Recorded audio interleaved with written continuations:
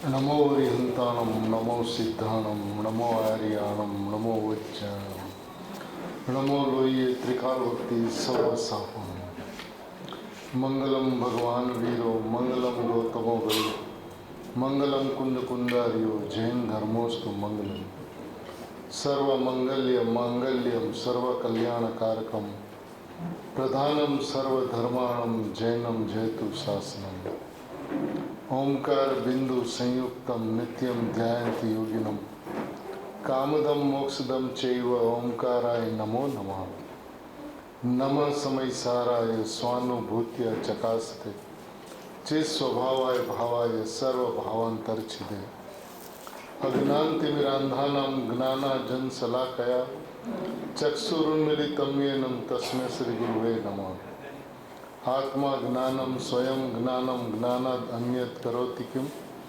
परभावस्य कर्तात्मा मोहोयम व्यवहारिणम मंगलमय मंगलकरण वीतराग विज्ञान नमुता ही जाते भय हरिहंतादि महान ओम नमः सिद्धेभ्य नमः सिद्धेभ्य नमः सिद्धेभ्य।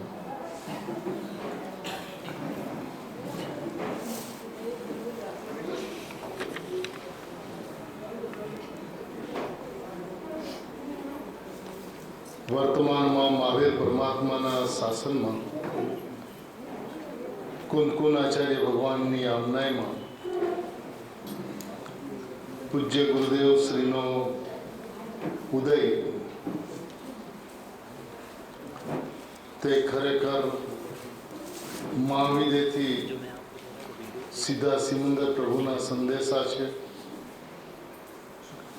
સિમંદર પરમાત્માએ ભરત ક્ષેત્રમાં શાખા ખોલી બ્રાન્ચ ખોલી અને એ બ્રાન્ચના અધિપતિ તરીકે ગુરુદેવશ્રીને મોકલ્યા। આપણને કોઈ પણ ચીજની મૂંઝવણ હોય તો મહાવિદ્ય સુધી જવાની જરૂરત નહીં, ગુરુદેવ પાસે પહોંચો એટલે દરેક સવાલનો જવાબ જે સિમંદર પરમાત્મા આપે એ જવાબ તમને ગુરુદેવ પાસેથી મળી જાય। એવા અદ્ભુતમાં અદ્ભુત પુરુષ જેમણે આપણા માટે એવી સી ગર્જના કરી કે જે ગર્જનાથી મહાવીર પરમાત્માના શાસન ઉપર જે મોહના વાદળા ઘેરાયેલા હતા તેમની જ્ઞાન ગર્જનાથી ખેર વિખેર થઈ ગયા। જેમણે ચૈતન્યની એવી ધૂણી તખાવી કે આજે આખા ભરત ક્ષેત્રની અંદરમાં ભગવાન આત્મા ભગવાન આત્મા ભગવાન આત્માનો જય જયકાર થઈ ગયો। અને આ જે ગુરુદેવશ્રીની ભરત ક્ષેત્રની જે વિચારણાની જે પરિસ્થિતિ જે હતી એમનો જો વિચાર કરીએ તો એમનો પુણ્યોદય, એમની પવિત્રતા, એમની વાણીનો પ્રભાવ ખરેખર વિસ્મયકારી હતો। જ્યાંથી ગુરુદેવ વિચરા હોય ત્યાં વિરોધ કરવા માટે લોકો પથરા લઈને ઊભા હોય અને ગુરુદેવને અગાઉથી કહેવામાં આવે કે સાહેબ વિરોધ કરવા માટે પથરા લઈને ઊભા છે તો ગુરુદેવ એમ કે બધા ભગવાન આત્મા છે ને, ચાલો આપણે એમ કરીને આગળ વધે અને લોકો ગુરુદેવને જોઈને આત્માથી પથરા પડી જાય। લાકડીઓ લઈને ઊભા હોય ને લાકડી આત્માથી પડી જાય, વાવટાઓ લઈને ઊભા હોય ને વાવટા આત્માથી પડી જાય અને ગુરુદેવના ચરણોની અંદરમાં આવીને માફી માંગે। કોઈ જગ્યાએ એટલો ભયંકર વિરોધ હોય કે ગુરુદેવ એ ગામને છોડીને આગળ નીકળી જાય અને કોઈ ગામવાળાને કહી દે કે હવે તો તમારું ધનોત નીકળી જશે કે તમે એવા જ્ઞાની પુરુષની વિરાધના કરી છે અને એ આખા વિરોધ કરવાવાળા બધા બીજા ગામમાં આવે ગુરુદેવને વિનંતી કરવા માટે કે સાહેબ આપ ફરીને અમારા ગામમાં પધારો તો અમારું તો ધનોત નીકળી જશે। તો જેનો પૂર્ણ પ્રભાવ પણ એવો હતો, જેમની પવિત્રતા આ યુગની અંદરમાં બીજો જોટો મળવો મુશ્કેલ છે।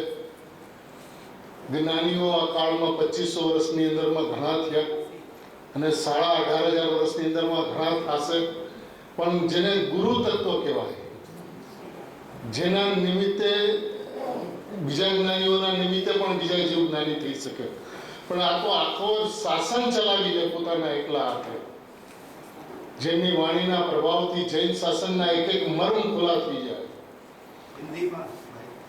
હાજી हाजी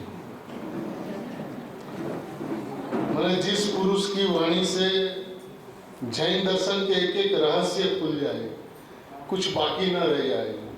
47 शक्ति गुरुदेव श्री लेके बैठे और समय सार के अंदर में 3 पृष्ठ में 47 शक्ति समाप्त हो जाए और गुरुदेव श्री उनका वर्णन करे तो समय सार जितना मोटा आत्मा वैभव पुस्तक तैयार हो जाए.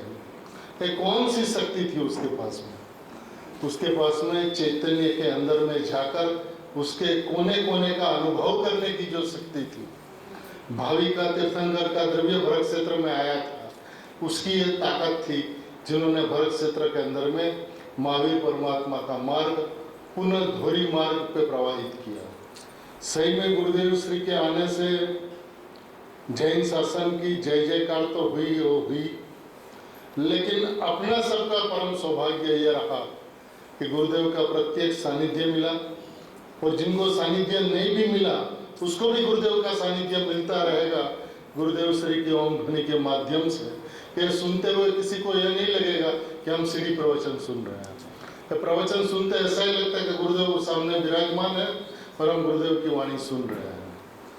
और इस गुरुदेव का जो प्रभावना योग था वो जिन्होंने देखा है वो सही में आनंद विभोर हुए बिना नहीं रहते थे कि किस तरह का प्रभावना योग. एक गाँव में जाए और 15-20 हजार आदमी तो ऐसे यूं ही हो जाते थे, और लोग माने इस तरह से प्रवचन सुनते थे कि बॉम्बे जैसे गांव शहर के अंदर में जाए और धोबी तालाब में 25,000 आदमी गुरुदेव की वाणी सुनते हो, और कहीं पे भी 101 पिन गिरे तो आवाज आवे, इतनी पिन ड्रॉप साइलेंस बॉम्बे शहर के अंदर में भी आपको मिले गुरुदेव की वाणी सुनते समय.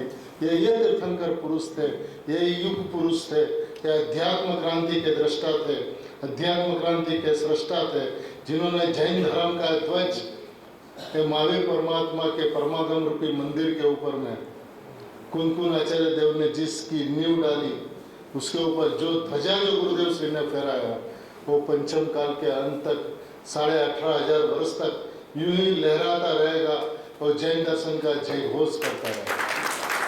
सही में गुरुदेव श्री को पाकर हमने सब कुछ पाया, सब कुछ माने सब कुछ पाया. हम तो जब वो छोटे थे और गुरुदेव के पास में जाते थे और यूं ही गुरुदेव को कह देते कि साहब वो गुरुदेव श्री की जब ये बात कहते थे अनंत काल से अनंत बार भगवान आत्मा की बात सुनी लेकिन एक बार भी भगवान आत्मा का अनुभव नहीं किया, तो कह देते थे कि साहब वो जो अनंत काल में जिस आत्मा की आप बात करते हो तो 2.5 शब्द का 2.5 अक्षर का जो शब्द आत्मा जो होता है ना, उनकी बात हमने सुनी थी.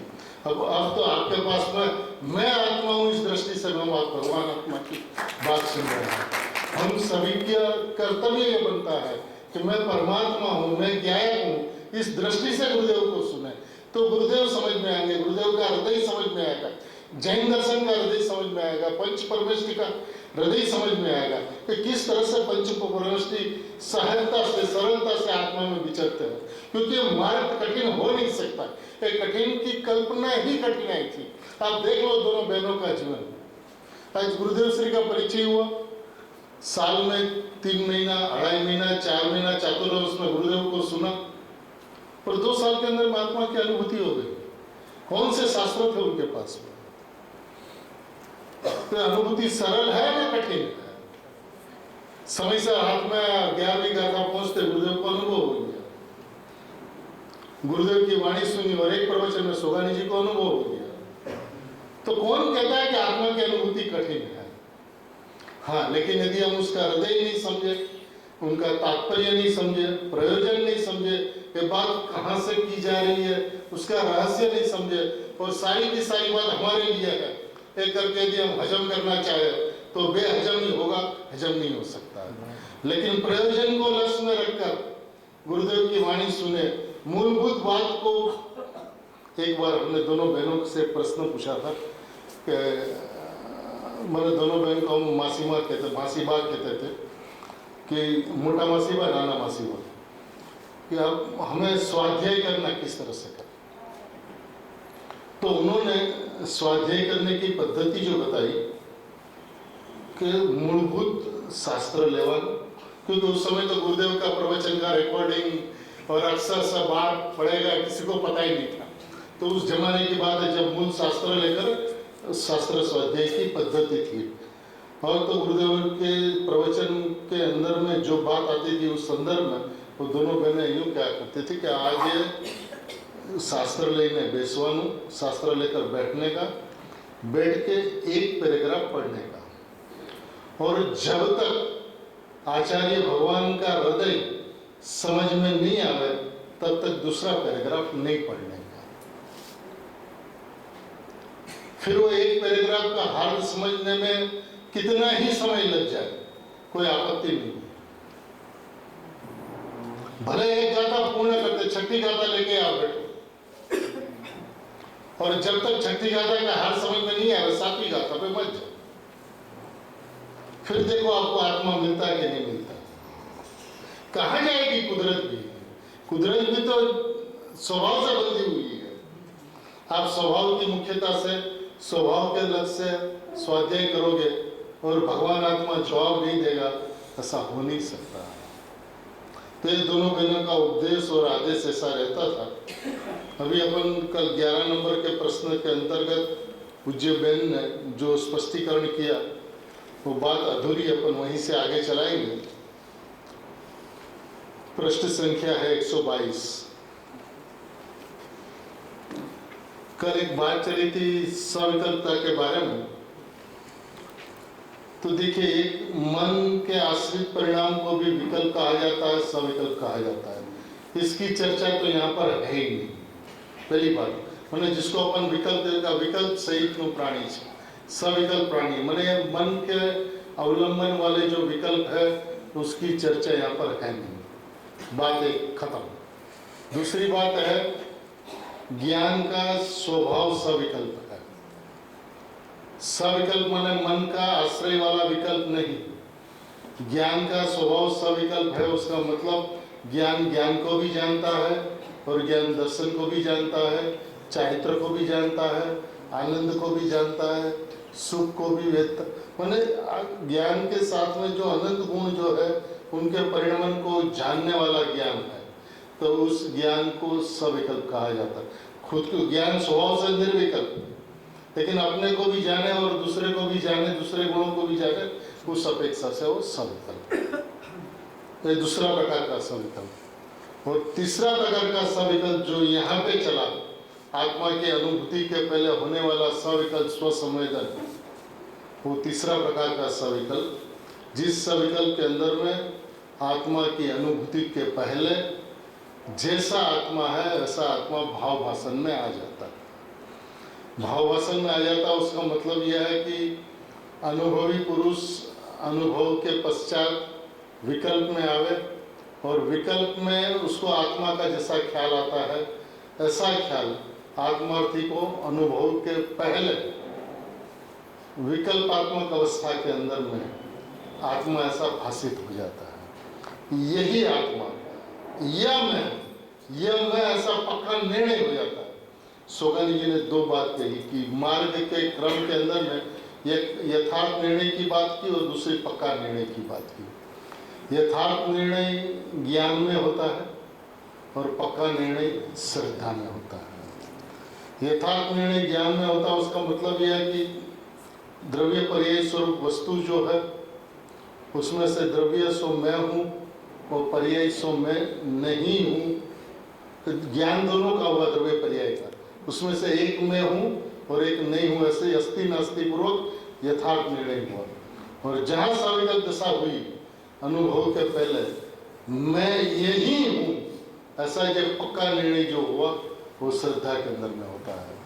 उसको सविकल्प स्वसंवेदन भी कहते हैं, इसको निर्विकल्प वर्त भी कहते हैं, उसको वचनातीत भी कहते हैं, उसको कोई ज्ञानी लक्ष्यगत भी कहते हैं, कोई इसको भावभाषण भी कहते हैं।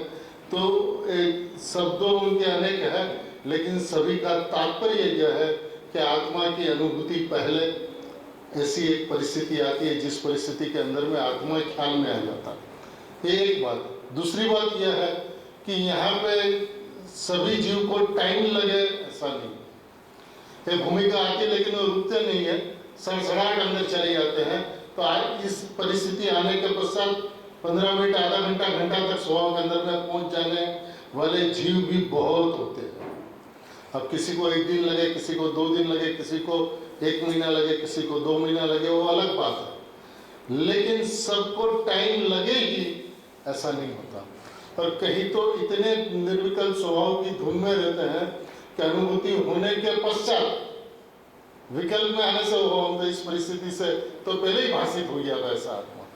जैसा अनुभूति में आया ऐसा आत्मा तो वो थोड़े समय पहले ख्याल में आ गया था। वो भी अनुभूति के बाद में विकल्प में आने से ये बात उसको पता चलती है। तो ऐसा भी होता है। तो इसका महत्व है भी और नहीं भी है। भी इसलिए कि उसको समझ में आ जाता है कि बस अभी घर सामने है, और महत्व इसलिए नहीं देना चाहिए कि इसके ऊपर वजन देने से यदि वहाँ पे रुक गया तो यहाँ तक कि मेहनत निष्फल हो जाती है। तो इसलिए शास्त्रों में इसका विवरण भी कहीं पे ज़्यादा नहीं है और ज्ञानी इनकी चर्चा भी बहुत नहीं करते हैं। कोई कोई ज्ञानी अपनी मस्ती के मस्तता के अंदर में इसका विवरण कर देते हैं, जो पूज्य बेन ने यहाँ पर किया है। અમરચંદ્ર આચાર્ય દેવે માપીને જ ટાઈમ આપ્યો છે, વધારેમાં વધારે 6 મહિના। ખાસ તો પ્રયત્ન ઉપાડવો જોઈએ, સવિકલ દશા હાથમાં આવવી જોઈએ, તો જ सम्यक दर्शन થાય। અને कहा कि यदि उसके आगे के प्रश्न देखे तो किसी को 1 दिन, किसी को 2 दिन, किसी को 3 दिन, किसी को 1, 2, 3 महीना, 6 महीना होता है। उसके पहले तो प्राप्त कर ही लेता है। अमरचंद्र आचार्य देव ने माप तोल के इसका टाइम मर्यादा दी है, ज्यादा से ज्यादा 6 महीना। अब आज प्रयत्न चालू करें, आज अभी इस वक्त, तो अभी से 6 महीना के अंदर में अनुभूति हो और हो उसकी गारंटी। उनका क्योंकि दोष यदि देखा जाए तो 2 ही दोष है, अनादिकाल का 2 दोष है। एक कर्ता बुद्धि का दोष, एक ज्ञाता बुद्धि का दोष, एक श्रद्धा का दोष, एक ज्ञान का दोष। कर्ता बुद्धि का दोष आत्मा का अनुभव करना है, वो भी कर्ता बुद्धि का दोष है। और आत्मा को जानना है, ये भी ज्ञाता बुद्धि का दोष है। कर्ता बुद्धि और ज्ञाता बुद्धि, ये 2 ही के अंदर में जीव अनादिकाल से रुका है, अटका है, जिसके वजह से स्वभाव तक नहीं पहुंच पाया। तो ये 2 पार्ट को पक्का करना है। मैं अकर्ता स्वभावी भगवान आत्मा हूँ तो कर्तापने का दोष मिट जाता है, और ज्ञान भी में, ज्ञेय भी में और ज्ञाता भी में, यानी ज्ञान भी स्वयं, ज्ञेय भी स्वयं और ज्ञाता भी स्वयं, ऐसा ज्ञान ज्ञेय ज्ञाता का भेद जहाँ मिट जाता है, वहाँ अभेद आत्मा की अनुभूति हो जाती है। तो ये 2 ही दोष है। ये 2 दोष गया तो अनुभूति पक्की। पर पदार्थ के अंदर में कुछ कर नहीं सकता है। बात तो सबसे पहले निर्णय करके वो आगे बढ़ता है कि पर का मैं करता नहीं, पर का मैं भोगता नहीं, ऐसे राग का मैं करता नहीं, राग का मैं भोगता नहीं। ये बात तो निश्चित करके, तय करके इस मार्ग के अंदर में प्रमाण की मर्यादा में आता है। प्रमाण की मर्यादा में आकर कहाँ रुकता है? सम्यक दर्शन पर्याय के अंदर में होता है। मैं जब द्रव्य की ओर देखता हूँ तो आत्मा की अनुभूति हो सकती है। ऐसा पर्याय का कर्तापना, यानी कि पर्याय को क्रमबद्ध नहीं मानना, पर्याय को क्रम नियमित नहीं मानना, पर्याय की स्वतंत्रता को नहीं मानना, पर्याय के सतपने को नहीं मानना, एक समय का सत्व, एक समय का क्षणिक चक्रवर्ती है, ऐसा नहीं मानना कि पर्याय की कर्ता बुद्धि उसे भगवान आत्मा का दर्शन नहीं करने देती। और दूसरी बात है, हमें आत्मा को जानना है। मैं जाननहार ज्ञान स्वभाव वाला और गायक को मेरे को जानना है। तो एक ज्ञान की संकर दोष होने की वजह से आत्मा की अनुभूति नहीं होती। मैं गायक मात्र वस्तु, स्वभाव से अकर्ता, स्वभाव से अभोक्ता, स्वभाव से अकारण परमात्मा, मैं कभी भी किसी का कारण था नहीं, कारण हूँ नहीं, कारण बनूंगा नहीं। ऐसा अकारण परमात्मा, ऐसा अननुमोदनता, मैं अनादि अनंत एक शुद्ध त्रिकाली ध्रुव परमात्मा हूँ, ऐसा विश्वास हो। और इसी पाठ को यदि 6 महीना पक्का करें और फिर अनुभूति न हो, तो श्रीमद जी ने कहा है, गुरुदेव ने कहा है, आचार्य भगवंतों ने कहा है, आप हमारे पास आना, हम आपको सम्यक दर्शन देंगे। मार्ग इतना सरल है, कठिन नहीं है। भ्रांति से निकाल दो कि आत्मा की अनुभूति कठिन है। देखिए यहाँ पे क्या लिखा है, खास तो प्रयत्न उपाड़વો જોઈએ, સવિકલ દશા હાથમાં આવી જોઈએ, તો જ સમ્યક દર્શન થાય। કોઈએ ના કહેવાનો હક જ નથી, किसी को अधिकार नहीं है ना कहने का, कि 6 महीना में नहीं हो, ऐसा ना कहने का अधिकार नहीं है किसी को। दरेक आत्मा स्वतंत्र है और आत्मा की शक्ति है, उसलिए कर सकता, हो सकता। लगनी हो कि मेरे को मेरा स्वरूप का बराबर विशेष वृद्धि करनी है, विशेष वृद्धि की ही लगनी है।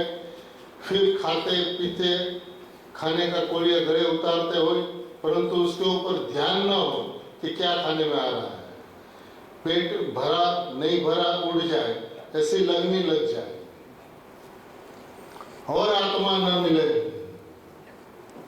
न भूतो न भविष्यति।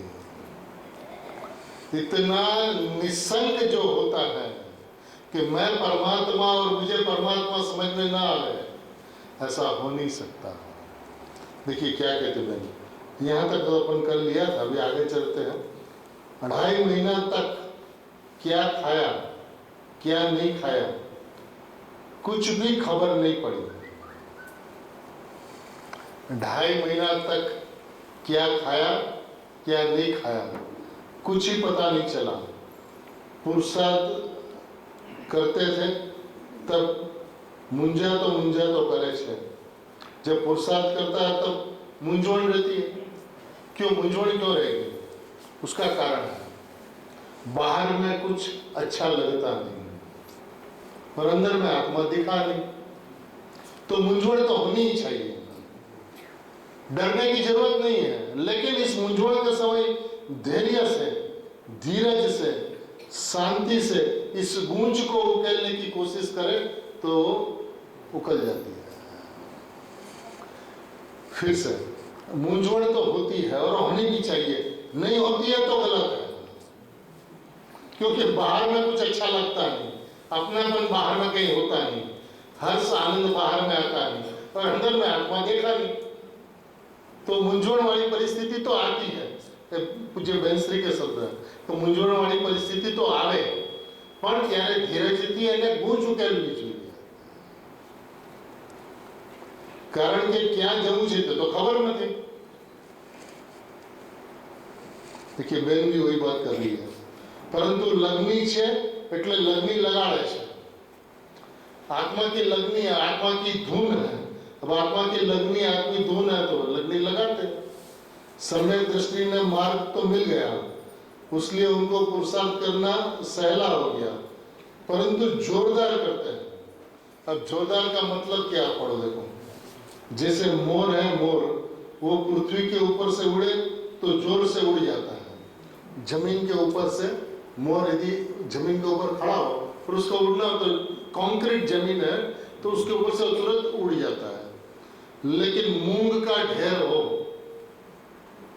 और उसके ऊपर वो मोर खड़ा हो तो उड़ सकता है? आप किस भूमि से उड़ना चाहते हो उसकी कीमत है। मोर का ढगला माना, मूंग का ढगला माना पर्याय का ढगला, उसके ऊपर से उड़ना चाहोगे तो नहीं उड़ पाओगे। लेकिन नक्कर भूमि माने गाय की भूमि पर खड़े रहकर, गाय की भूमि के ऊपर खड़े रहकर यदि उड़ना चाहोगे तो फटाक करके उड़ जाओ, फटाक करके स्वभाव के अंदर चले जाओगे। अब कहाँ खड़े हो उसकी कीमत है। गाय में बैठकर यदि गाय की बात करते हो तो स्वभाव में जाना सरल है, पर्याय में बैठकर द्रव्य की बात करते हो तो दूसरा दूसरे की बात करता है तो अपने घर में वो नहीं जा सकता। प्रश्न इतना ही कि मुंह के ढेर पे हो ने जमीन पे हो, नकर जमीन पे। देखिए, મગના ઢગલા પરથી ઉડાડો તો તે ઉડી શકતો નથી, તેમ सम्यक दृष्टि जोरदार पुरुषार्थ કરી શકે છે। उनमें चैतन्य का जोर आ गया, मूंझवण तो रही नहीं, देखता हो गया, मूंझवण समाप्त हो गई। अब पुरुषार्थ करने का और पुरुषार्थ करता रहे, ऐसा कि कौन मूर्ख हो कि पुरुषार्थ ना करे।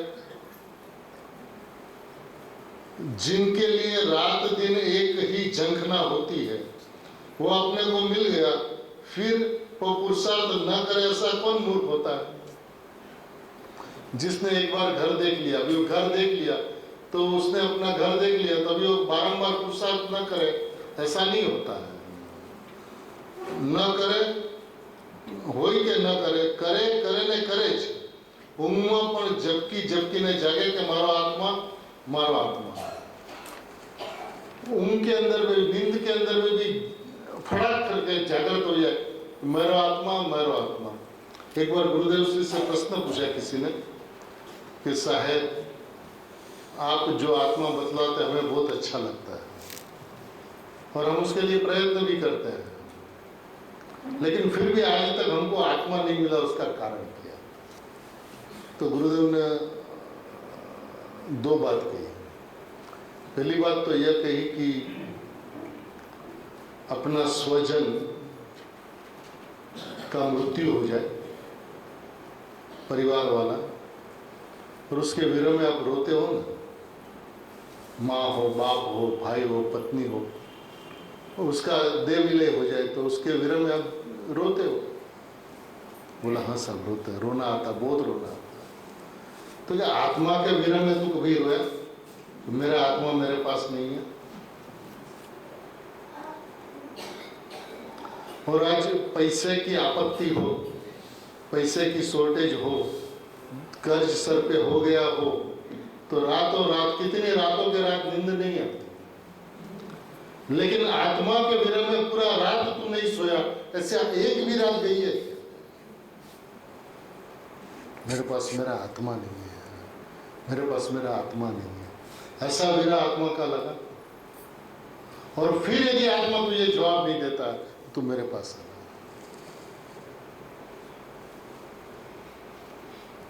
नींद में भी खड़ा के बैठा हो जाए, अरे मारो आत्मा क्या है, मेरा आत्मा कहाँ है। देखिए, मारो आत्मा निंदर पण न आवे, नींद भी न आवे, कदाच 2-4 घंटा सोवे तो भी झपक के जाग उठे, कोई ने एम થાય કે इसको क्या भूत लगा, भूत વળગ્યું છે? हाँ, भूत વળગ્યું છે अंदरનું, क्या इसको क्या भूत ने वलगाड़ किया है, क्या हुआ इसको कि रात को भी जग के बैठ जाता। बोला भूत वળગ્યું છે अंदर। वो आत्मा के बिना चैन नहीं पड़ता, आत्मा बिना रह नहीं सकता। सोगानी जी रात को सोते थे ना, तो किस तरह से सोते थे पता? पद्मासन से सोते थे। बोला पद्मासन से उसलिए सोते थे कि पलटने का, करवट लेने का तो कोई प्रश्न नहीं है। जब पद्मासन लगा के सो गए तो क्या होता है, जब जहां करवट का भाव आता फटाक से नींद खुल जाती, बैठ जाते थे ध्यान में। तो स्वभाव की लगनी ऐसी होती है कि जिसके अंदर में दिन रात उसके अलावा कुछ अच्छा ही नहीं लगे, ये बात कहते हैं। आराधना ओછી કરી હોય એટલે બહુ પ્રયત્ન કરવો પડે, મને પૂર્વ में आराधना कम की हो तो बहुत प्रयत्न करना पड़े, આગલા ભાવમાં આરાધના કરી હોય તો સહેલું પડે, આરાધના ઓછી કરી હોય તો આ ભાવમાં ઘણો પુરુષાર્થ કરવો પડે। પુરુષાર્થમાં પોતે મહેનત કરે કે પોતે જ છે, એટલે પોતાને પ્રાપ્ત કરવું છે માટે મહેનત કરવી પડે ને થાય પોતે જ છે, હાજરા હજુર છે। પછી શું? मैं स्वयं ही हूं, ऐसा विश्वास आ जाए और मेहनत करे तो थाई प्राप्त हो और हो, क्योंकि स्वयं ही है और किसी से जवाब नहीं लेना। बेने उदाहरण हम लोग को दिया करती थी कि बेटा तारे 500 रुपये जोता हो, अलमारी में चावी तारी पास हो, અને રૂપિયા અંદર પડ્યા હોય તો તને મળે કે ન મળે, પણ મા બાપ પાસેથી લેવા હોય તો તું માંગ તો એ આપે પણ અને ન પણ આપે। देवगुरु शास्त्र से आत्मा लेने के लिए जाए तो नहीं मिलता, अपने पास जा तो मिल जाएगा। मार्ग तो दिखा देंगे देवगुरु शास्त्र, लेकिन चलना तो खुद को पड़ेगा। दिशा तो दिखा देंगे गुरुदेव, लेकिन उस मार्ग पे चलना किसको होगा? खुद को चलना होगा, स्वयं को चलना होगा।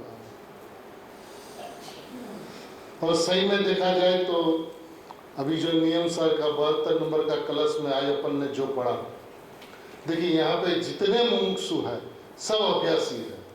बहुत कम मुमुक्षु ऐसे होंगे जो नए होंगे।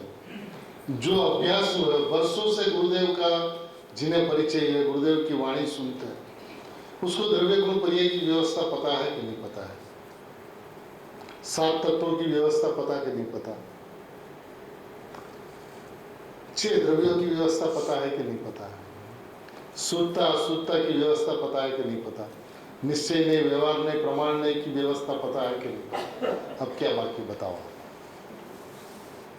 फिर तो उसको इसी बात पर चोटना चाहिए ना, जिस बात पर सीधा सुधार्मा हाथ में आता है, जिससे सीधा अंदर में जाया जाता है।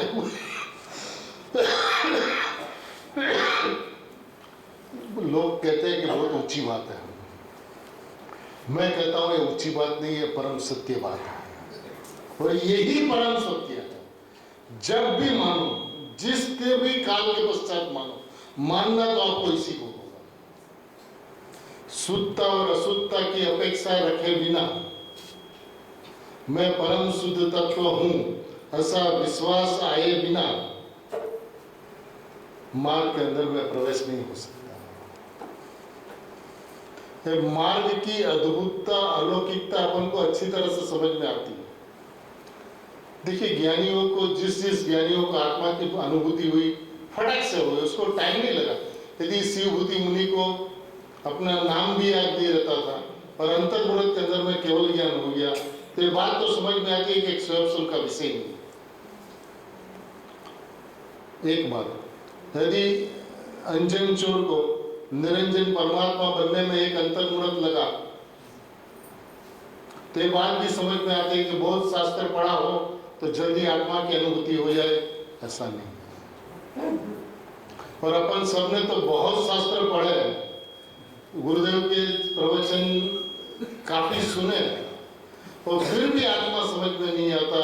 उसका यदि कारण देखा जाए तो एकमात्र पर्याय दृष्टि, एकमात्र शुद्धता प्रकट करने का भाव, एकमात्र अशुद्धता को त्याग करने का अभिप्राय शुद्धात्मा तक पहुंचने नहीं देता।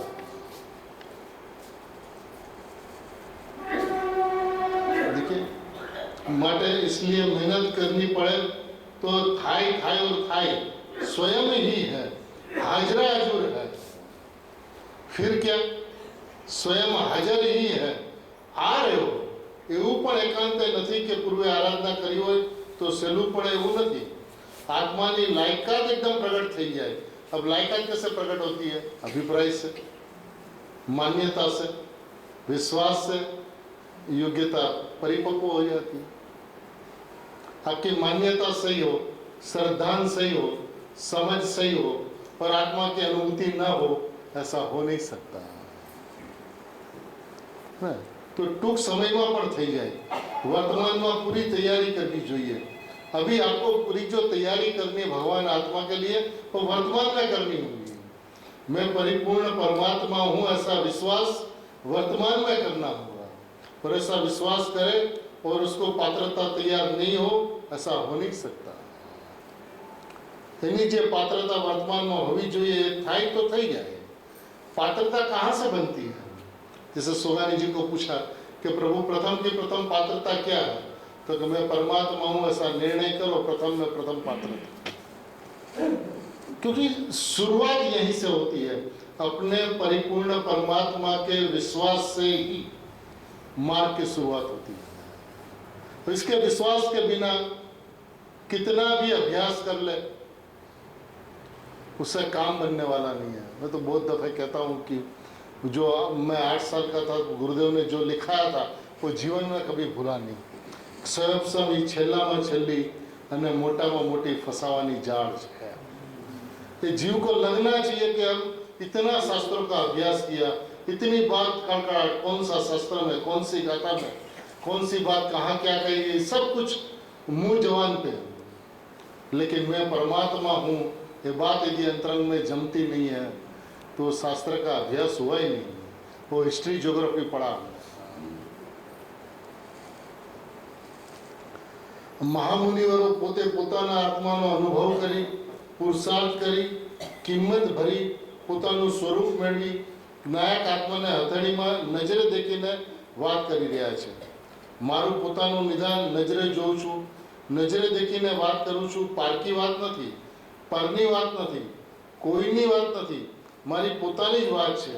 આચાર્ય દેવ કહે છે નગારા વગાડી, વાજા વગાડીને આત્માનો અનુભવ કરીને અમે આ ઊભા છીએ। ठीक है, मुनिराज को कितनी सरलता से अनुभूति होती है, क्यों होती है? शुद्धात्मा के अंदर में अहम, मैं परमात्मा तत्व हूँ ऐसा अहम होने से बारंबार आत्मा की अनुभूति होती है, बारंबार आत्मा की अनुभूति होती है। गुरुदेव के एक अंतर्मुहूर्त के अंदर में सैकड़ों बार, हजारों बार आत्मा के अंदर में डुबकी लगाड़े। वो इतना सरल है उसलिए डुबकी लगाते हैं, कठिन नहीं है। तू कठिन मत मान, कठिन तू मानता उसी के लिए तुझे कठिन दिखता है। और दूसरा कारण आज गुरुदेव ने स्पष्ट कर दिया कि शुद्धता और अशुद्धता, शुद्धता प्रकट करने का अभिप्राय और अशुद्धता टालने का अभिप्राय, ये मिथ्या दृष्टि का अभिप्राय, पर्याय दृष्टि का अभिप्राय, विपरीत अभिप्राय, विकल्पना का अभिप्राय, आत्मा के निश्चय संबंधी शंका, मिथ्यात्व की दृढ़ता होने से भगवान आत्मा का दर्शन नहीं होता। तो देखिए अभी परिस्थिति प्रकरण अपने सामने अत्यंत स्पष्ट है, ज्ञानियों के माध्यम से, गुरुदेव के माध्यम से, बैंसरी के माध्यम से, बेन के माध्यम से, सोगानी जी के माध्यम से। आज के दिन में यदि तत्व इतना स्पष्ट है कि मुनिराज कहते हमें आओ बात, आत्मा ने निहारता, आत्मा ने हथेली में लेकर, अब हथेली में लेकर तो यह क्यों खड़ा रहता है? क्योंकि वो सरलता से बारंबार आत्मा के अंदर में जाता है। अपन भी जा सकते हैं यदि अपन इस आत्मा को आत्मा समझे, अपने शुद्धात्मा को भगवान आत्मा समझे तो अनुभूति इतनी सरल है। देखिए बहन शास्त्र जी के बारे में क्या कहती है, आप प्रवचन शास्त्र जी ने हीरा मोती थी વધાવવું એવો ભાવ આવે છે। મારી પાસે હીરા કે મોતી કાંઈ નથી, પણ ભાવ મોતી ભાવ હીરાથી વધાવું છું, ભાવ મોતી ભાવ હીરાથી વધાવું છું। નમસ્કાર કરું છું આ શાસ્ત્રને, ધન્ય છે। हे आचार्य देव आपनी आवी सरस बात है।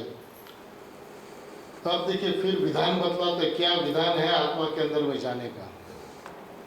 हूँ हूँ हूँ करीने अहम करे छे ते कौन छे? बात यहीं पे हूँ पे ही है, बात सारी की सारी।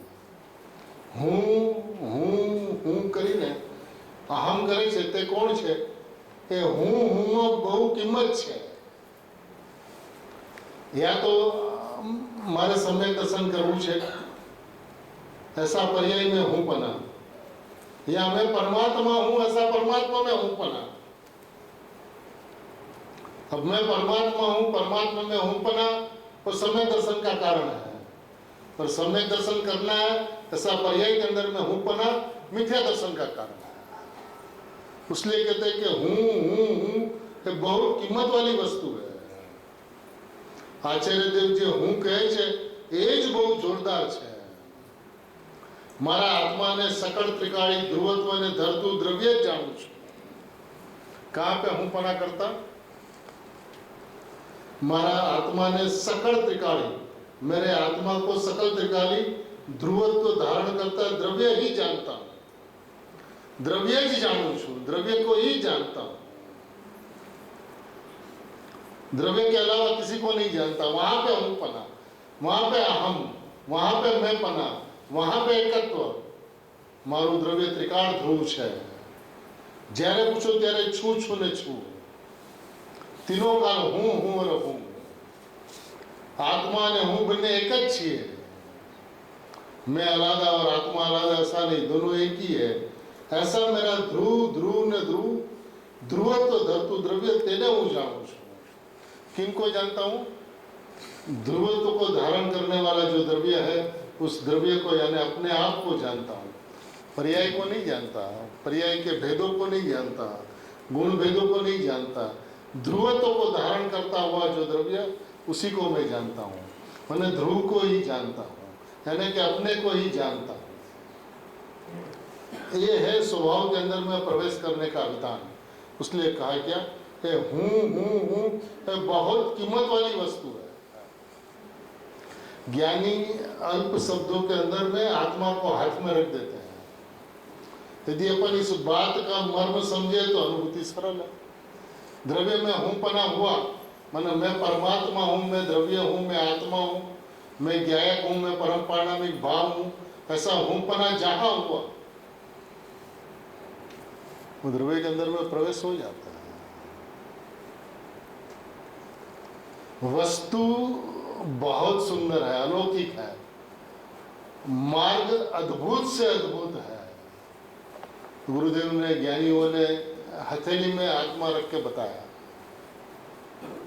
अपन उस आत्मा को यदि आत्मा से समझने की कोशिश करें तो मैं भगवान हूं. और भगवान कैसा है? भगवान पूर्ण ज्ञान पूर्ण आनंद प्राप्त किया. भगवान आत्मा, मैं भगवान हूं. और भगवान कैसा है? पूर्ण ज्ञान पूर्ण आनंद परिपूर्ण शुद्धात्मा में हूं. तो उसको और क्या चाहिए? अब मैं परिपूर्ण भगवान हूं ऐसा कहे और दूसरी तरफ से शुद्धता प्रकट करने का प्रयत्न करता रहे, शुद्धता टालने का प्रयत्न करता रहे, तो मैं भगवान हूं ऐसा माना ही नहीं उसे.